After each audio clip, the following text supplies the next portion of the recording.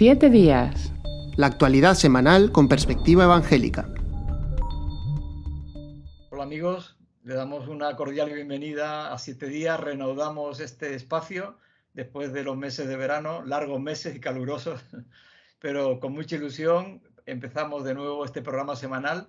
Les saluda Pedro Tarquis, nos acompaña Daniel Ofcan, director de Protestante Digital. Bienvenido, Daniel. Hola Pedro, gracias por volver a iniciar este espacio y bueno, pues aquí estamos con ganas de poder comentar la actualidad nuevamente. Sí, ahora tenemos una avalancha, hemos tenido que hacer una selección muy alta y también, como siempre, Joel Foster, director de Evangelical Focus, nuestro medio en inglés. Muy bienvenido, Joel. Muchas gracias, Pedro. Con ganas de asumir esa avalancha de noticias, una tras otra. Empezamos con dos que son, desde luego, de máxima actualidad y además muy interesantes. La primera tiene que ver con España y un cambio de opiniones y de carteo entre la FEREDE, la Federación Evangélica, y el Gobierno de España. ¿En qué ha consistido esto, Daniel?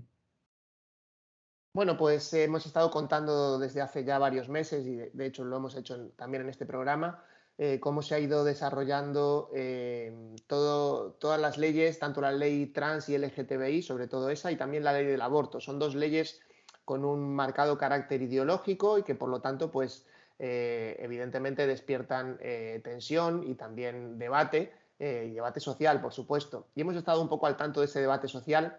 Quizá la norma que más ha resaltado en los últimos meses ha sido la ley trans y LGTBI, dado que ha tenido pues, la oposición, por ejemplo, del Tribunal Constitucional en su informe, del Consejo de Estado también en su informe, que cuestionaba bastantes cosas, pero a pesar de esas oposiciones, digamos, de calado, se le han sumado también, por supuesto, oposición social muy fuerte, sobre todo desde el ámbito del feminismo. Y a ello también pues, hay que sumar las voces de muchas entidades religiosas y también evangélicas que han manifestado su oposición. Entre las entidades que lo hicieron pues, está la Alianza Evangélica y también FEREDE, que a finales de junio envió un comunicado al gobierno, más que un comunicado, una carta con algunos puntos que cuestionaban cosas que estaban allí en la ley trans con las que no estaban de acuerdo y que podían, según decía FEREDE, vulnerar algunos aspectos de derechos fundamentales. Esta es la carta que ha tenido respuesta por parte del gobierno, lo cual es interesante y en cierta manera pues podemos decir que es novedoso porque muchas veces el gobierno pues no hace demasiado caso, ¿no? Y sobre todo cuando se trata de una minoría la evangélica, pues hay veces que realmente no se escucha demasiado la voz, pero en este caso sí, en este caso al menos sí ha habido respuesta a las cuestiones que se planteaban. Lo que FEREDE manifestaba es un poco lo que también ha manifestado Alianza Evangélica, hemos comentado aquí ya en este programa varias veces.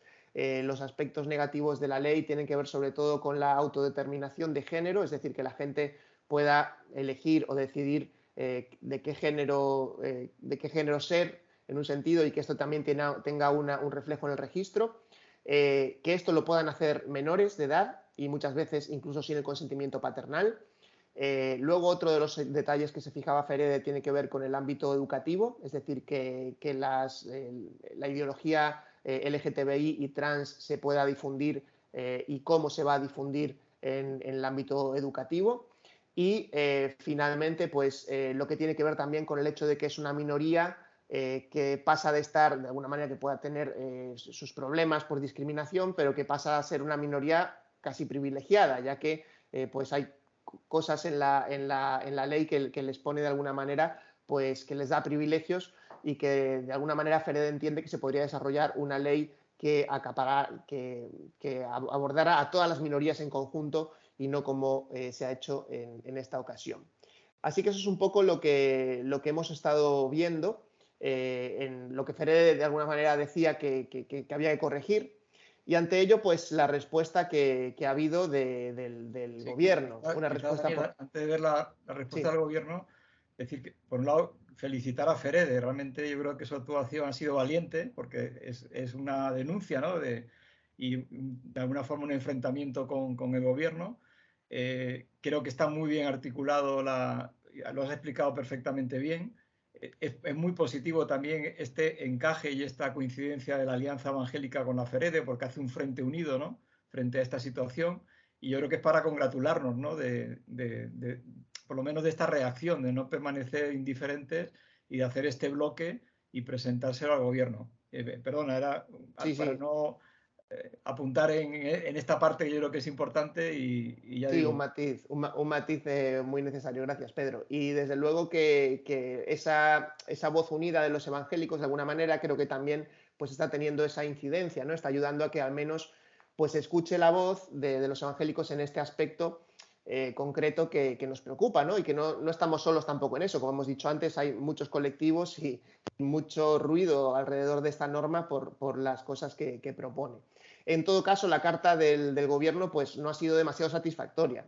Digamos que el gobierno lo que ha dicho es que ellos están comprometidos con la defensa de los derechos y libertades fundamentales contemplados en la Constitución y que pues ellos afirman que aunque estas normas que ellos dicen que están en desarrollo, y es cierto, no tienen la voluntad de vulnerar ningún derecho fundamental. Los proyectos, tanto el de la ley LGTBI y trans como la del aborto, según el gobierno, pues no van a vulnerar otros derechos fundamentales. Dice que si se llega a plantear ese hipotético conflicto de derechos, se podrá resolver de acuerdo al Estado de Derecho, es decir, que hay herramientas, según el gobierno, para poder resolver estas situaciones que se pudieran dar llegado el caso.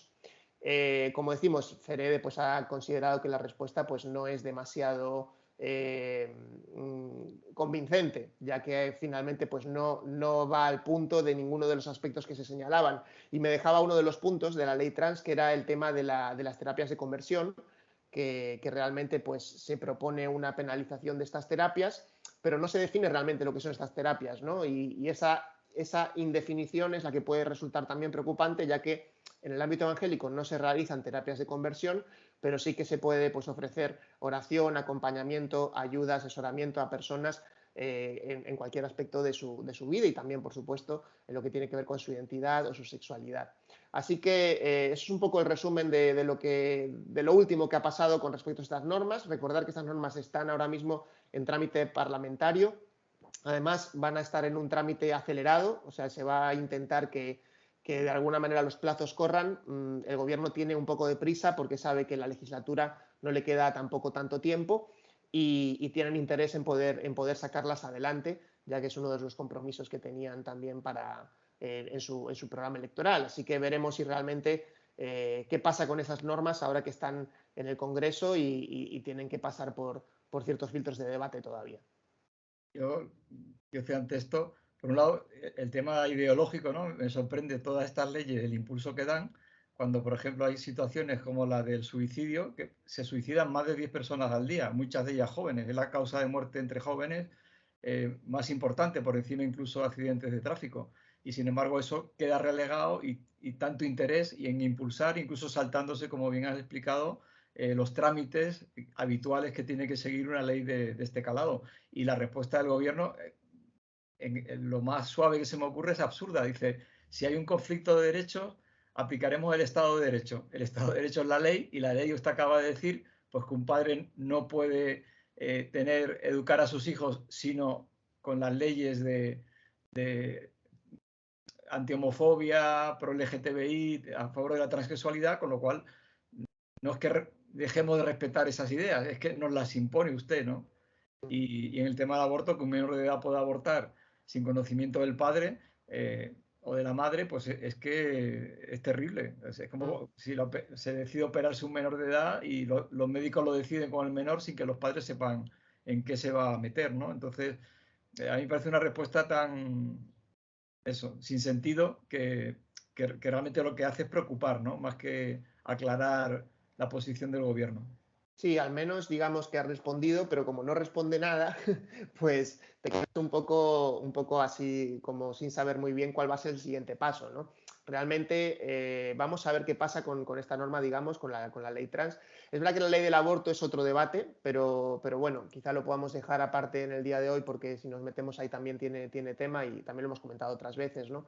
Creo que además uno de los últimos programas hicimos uno dedicado en concreto al tema del aborto, así que si alguien tiene interés puede buscarlo y ahí a escuchar, que tuvimos como invitado a Chris Mathison. También decir que el tema de la ley trans, este verano ha habido bastante ruido mediático por lo que está pasando en otros países. No sé si Joel también querrá comentarnos un poco sobre eso, porque de alguna manera los países en donde se ha ido dando pasos a favor de la transición de género en menores, sobre todo, pues ahora están echándose un poco para atrás. No sé si Joel nos quieres comentar un poquito sobre el panorama europeo en este sentido. Sí, lo hemos comentado otras veces. Realmente en otros países de Europa que tradicionalmente se consideran más avanzados, más progresistas, más liberales, como se quiera definir, ha habido una vuelta atrás, o sea, se han hecho pasos adelante muy rápidos en los últimos años que después se han ido retrocediendo por parte del gobierno. Aparte de toda la contestación social que ha habido, como también la está habiendo en España. En ese sentido, a mí me llama un poco la atención la poca visión más allá de nuestras fronteras, de los propios políticos en España, ¿no? Observar un poco qué es lo que pasa en otros países que van a unos pasos por avanzado, por lo menos en cuanto a leyes de este tipo, como por ejemplo Inglaterra. Reino Unido acaba de cerrar en julio la única clínica de género que la llaman, que era Tavistock Foundation, que lleva años haciendo estos procesos de acompañamiento a menores que quieren cambiar su sexo.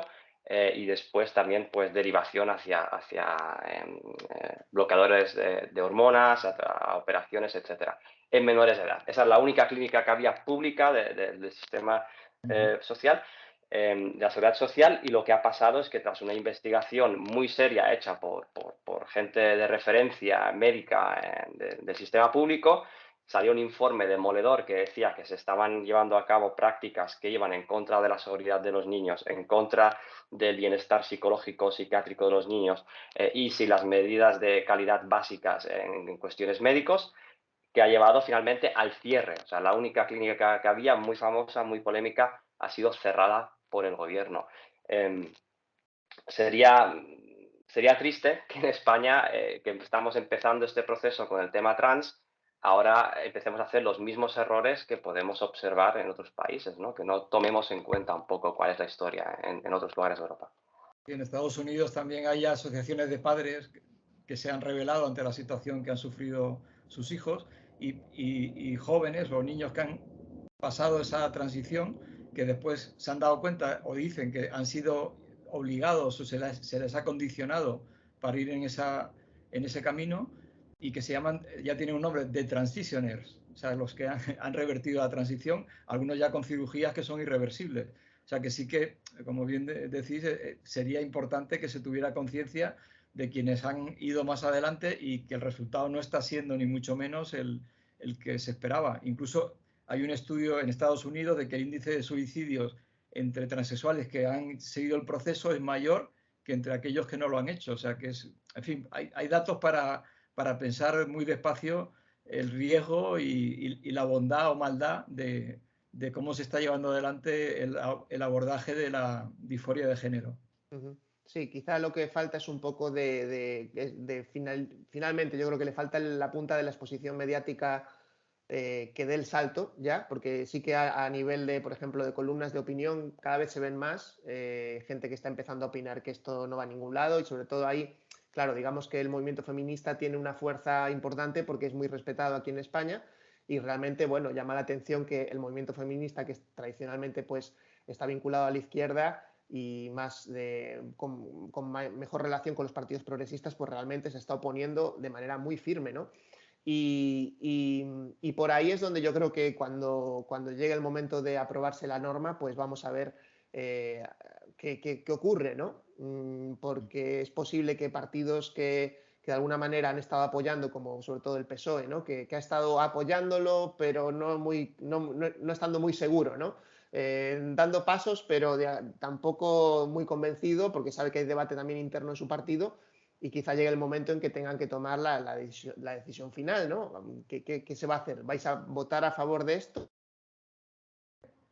Que por cierto, algo paradójico es que como decías antes, ha saltado el proceso habitual del trámite de ley y en lugar de debatirlo en el Congreso de los Diputados, se ha llevado a Pues una comisión del Congreso que es de Igualdad, que preside Carmen Calvo, que fue expulsada de la vicepresidencia siendo socialista, porque ella como feminista se oponía a la ley trans. Con lo cual, pues estamos a ver qué posición toma ahí Carmen Calvo, que realmente tiene una patata caliente, ¿no? Y un problema de coherencia en qué posición va a tomar. Pues terminamos con este tema. Bueno, terminamos nosotros porque el tema sigue y veremos cómo evoluciona. Y vamos a otro tema que seguro que conocen todos ustedes porque, vamos, no hay telediario informativo, portada de ningún medio que no aparezca, que ha sido el fallecimiento de la reina Isabel II, que ha generado todo tipo de informaciones y bueno, nosotros hemos abordado sobre todo la dimensión de su espiritualidad, ¿no? De su fe.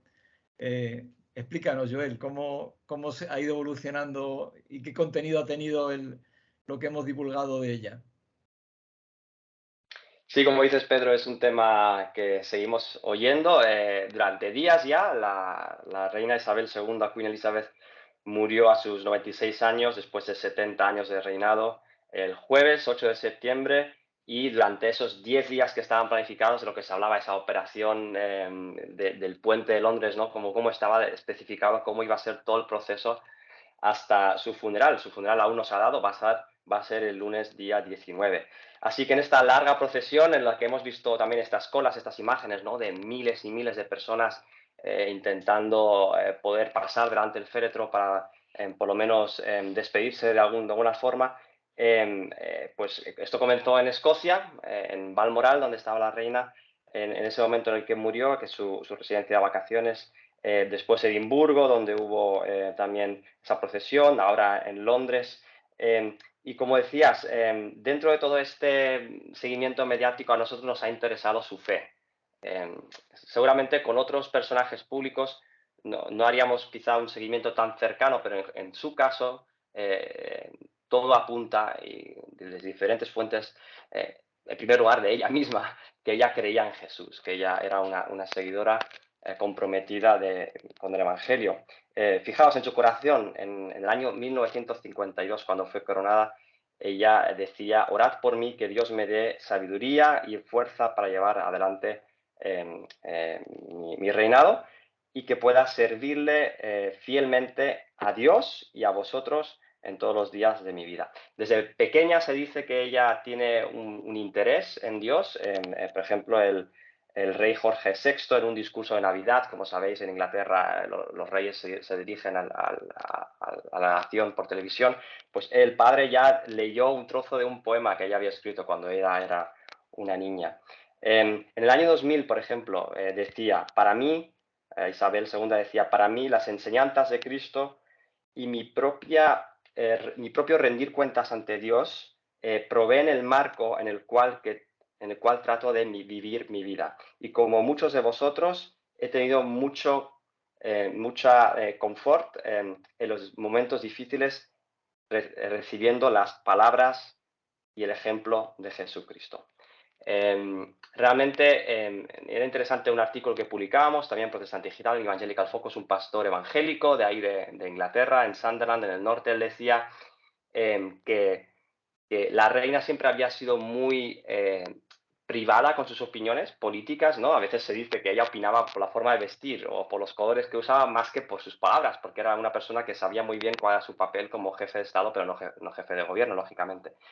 Pero en cuanto a su fe, fue muy clara y muy pública, mucho más que cualquier otro monarca que se nos pueda ahora mismo venir a la cabeza en Europa, por lo menos. Así que era una persona que sus opiniones privadas, pero su fe muy pública. Y bueno, hablando con evangélicos estos días, hablando con creyentes ahí en Inglaterra, todos coinciden, de diferentes denominaciones, de bautistas o anglicanos o gente de iglesias independientes, que para ellos es una pérdida añadida, ¿no? Por un lado, unirse un poco al sentimiento muy monárquico que hay que reconocer que hay en el Reino Unido, pero además el plus de considerar que el referente más claro en el liderazgo político del país de una persona con una fe en Jesús desaparecía, ¿no? Y que eso es una pérdida grande. Hay un artículo que leíamos hoy he escrito en la página web de los grupos bíblicos del Reino Unido, que decía algo que he escuchado de varias personas también en redes sociales, incluso en conversaciones personales, que es, en este artículo decían: creemos que la reina está ahora con Dios, escuchando las palabras, bien hecho, buen siervo fiel, un poco cogiendo el versículo, ¿no? Entonces, realmente hay este sentimiento entre los creyentes que han perdido a alguien que realmente estaba ahí como una referencia de la fe cristiana a nivel público, lo cual en Europa secular y en Inglaterra secular pues es muy poco común. Y también la relación con Bill Graham, ¿no?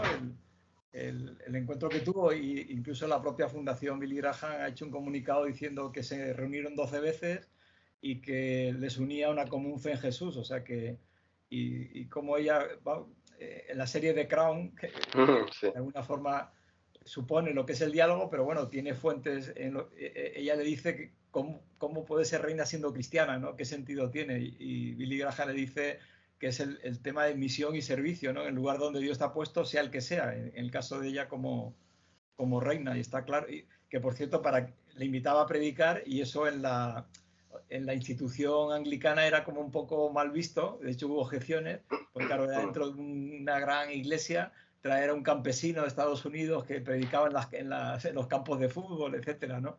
Y ella, sin embargo, tenía esa afinidad, y también con John Stott, ¿no? John Stott también fue a predicar y fue, creo que, capellán y con ella. O sea que su afinidad y su vivencia yo creo que era muy clara, ¿no? Y hay que ser muy valiente, ¿no? Para tener un puesto. A veces hablamos de los futbolistas o de artistas, ¿no? De cantantes que lo tienen difícil. Una reina lo tiene más complicado, y sin embargo, como tú dices, en Navidad, en Semana Santa, sus mensajes eran, vamos, que cualquiera de nosotros lo hubiéramos dicho igual o peor, ¿no? Pero con el mismo sentir, ¿no? De convicción. Y la verdad es que se le tiene, por supuesto, cometió errores como persona, hizo equivocaciones, hay temas del gobierno en el que ya no decidía todo, donde no se le puede culpar de lo que ha pasado en la política de Reino Unido, pero como persona, ¿no? Y como institución, como lo que ella aportó, está claro que para mí es una cristiana clara, ¿no? Vamos, si ya no lo era, yo dudaría de casi todo el mundo. Una de las cosas que la gente enfatiza es su integridad, o sea, su integridad en una posición. Otra pregunta que se hacía en un artículo que publicamos, de Dave Burke, si lo queréis leer, era, él decía: ¿cómo es posible que una persona que está tan en la élite, tan alejada de la gente, tan en la riqueza y tan separada realmente de la gente, podía levantar tal emoción y tantas lágrimas que se han visto en todo tipo de personas en el Reino Unido? Y la respuesta seguramente sea la sensación de haber perdido un tipo de liderazgo que ya no es frecuente hoy en día. Especialmente, bueno, el Reino Unido está viviendo una crisis política enorme. Viene de Boris Johnson, que ha dejado de ser primer ministro, la nueva primera ministra Liz Truss, que recibió el encargo 3 días antes de morir la reina, ¿no? Cuando fue a visitar a la reina. Pero hay toda esta desconfianza hacia el liderazgo, ¿no? Todo porque es algo muy posmoderno también, ¿no? En un momento en que ya no confiamos en que haya gente que pueda ser íntegra y fiel en su liderazgo. Y ella, lo que destaca a los cristianos es que estuvo hasta el final, tenía claro ese llamado de servir, con todos lo que es la monarquía, ¿no? Que ahí se puede entrar a discutir, pero el tipo de carácter, de liderazgo que contrasta también con su entorno a menudo, ¿no? Con cosas polémicas que ha habido con sus hijos, algunos de ellos polémicas muy fuertes, con sus nietos, con otra, y ella se le considera que ha intentado siempre corregir y tratar de volver a la gente al redil, ¿no? Y es un poco un cierre de una época, es un cierre de una época, y se verá qué es lo que sucede a continuación con Carlos. Pero hay este sentimiento grave de pérdida también entre cristianos, y es muy interesante observarlo desde fuera, ¿no? Desde España. Y también, porque a veces se dice, bueno, es que era muy como atada al protocolo, ¿no? Y un poco distante y tal, pero yo creo que ella realmente es que entendía que esa era su función, ¿no? Tenía que ejercer y hacer ese papel.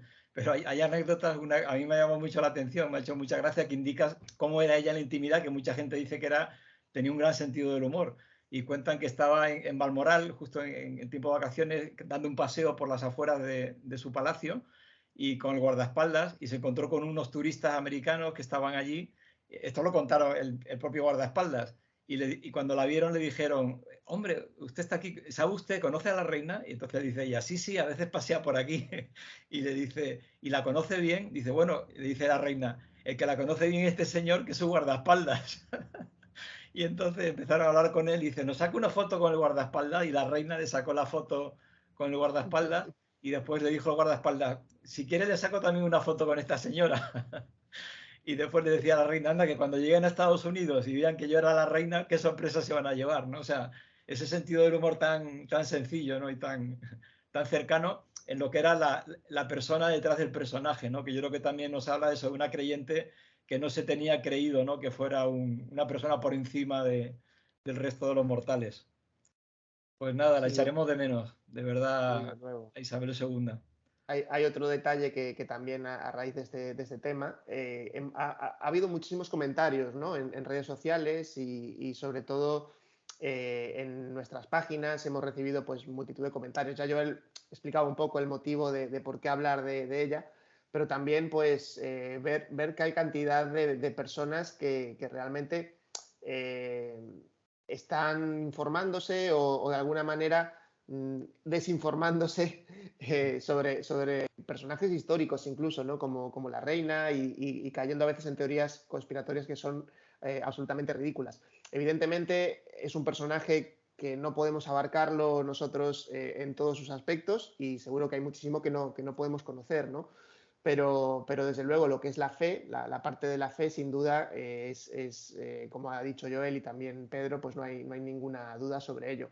Y es una pena que a nivel España también mediático pues se habla poco de este tema, ¿no? Sí, sí. Es decir, se han destacado diferentes aspectos de su reinado, pero no se habla demasiado de la fe y pasa también mucho con cualquier figura pública, ¿no? Es como que aquí en España nos cuesta porque no entendemos cuando vemos la fe genuina o auténtica, porque todavía aquí la fe sigue teniendo una concepción como que se queda algo en lo de la tradición o es tradicionalista o es algo que forma parte de tu vida privada pero no de tu vida pública. Y es algo que realmente creo que tenemos que reivindicar también en este sentido, ¿no? Es una oportunidad para decir, pues mira, esta era una persona que estaba en el mundo de la política o en el mundo de la realeza, como se quiera decir, pero que ahí en ese mundo manifestaba su fe porque era algo genuino y es algo que también todos somos llamados a hacer, ¿no? Que realmente cualquiera de nosotros somos cristianos todo el tiempo, 100%, y que de alguna manera podamos reflejarlo así para que también la sociedad a nuestro alrededor pues vea que hay ejemplos de todo tipo, ¿no? De creyentes de verdad, de personas que creen de verdad en Dios y que de alguna manera eso forma parte importante de su vida en todo lo que hacen. Es un perfecto cierre para este programa, Daniel. Así que con esto terminamos. Le damos las gracias por habernos seguido hasta aquí. Les esperamos con la misma ilusión la semana que viene para seguir tratando temas de actualidad y nos despedimos. Daniel Ofcan, Joel Foster y un servidor, Pedro Tarquis, deseando que Dios les bendiga.